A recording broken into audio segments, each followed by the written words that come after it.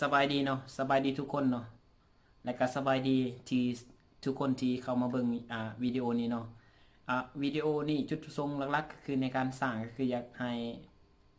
บางคนที่บ่ทันได้เข้าใจเกี่ยวกับบางกลไกในร่างกายเนาะและสิมาเว้าเกี่ยวกับบางกลไกในร่างกาย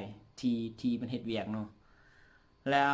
มื้อนี้สิมาเว้าเกี่ยวกับกลไกการควบคุมปริมาณของแล้วในร่างกายเนาะว่ามันมีกลไกจังใดอ่า แล้วเขาสิมาเว้ากันกับมื้อนี้เนาะแล้วก็สิมาเว้ากันประมาณคร่าวๆเนาะแล้วก็สิอาจจะลงลึกแน่เนาะในบางกลไกอีกต่อไปเนาะ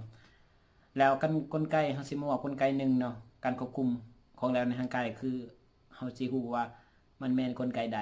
แล้วมื้อนี้สิมาเว้าเกี่ยวกับกลไก RAAS เนาะคือ Renin Angiotensin Aldosterone System เนาะก็คือกลไกตัวนี้เนาะ ก่อนเฮาสิบ่ฮู้ว่าก่อนสิมาฮู้ว่า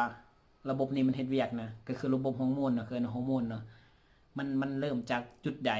ก็คือเริ่มต้นมาจากอ่า angiotensinogen เนาะ angiotensinogen เนาะเป็นพรีฮอร์โมนเนาะที่ถูกสร้างมาจากตับเนาะตับก็คือจากจุลังตับเนาะเฮปาโตไซต์เนาะคือจากจุลังตับหลังจากนั้น angiotensinogen นี่นะ มันจะถือเปลี่ยนไปเป็น angiotensin หนึ่งโดยที่ว่ามันเอนไซม์หนึ่งคือว่า renin เนาะ renin เอนไซม์ตัวนี้มันลังมาจากจักตากุมารเซลล์เนาะก็คือเป็นจุลังกำศีลเกี่ยงชนิดหนึ่งเนาะที่อยู่ภาคส่วนของเส้นเลือดน้ำขาวของไปหา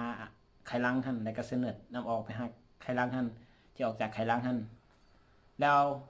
จาก angiotensin 1น่ะไปเปลี่ยนไปเป็น angiotensin 2อ่ะโดยการใส่เอนไซม์หนึ่งเขาเอิ้นว่า angiotensin angiotensin เนาะไป converting เนาะเอนไซม์นะไปเปลี่ยนไปเป็น angiotensin 2ตัวนี้มันจะอยู่ในปอดเนาะคืออยู่ในปอดของร่างกายเรามันจะอยู่ในปอดเนาะแล้ว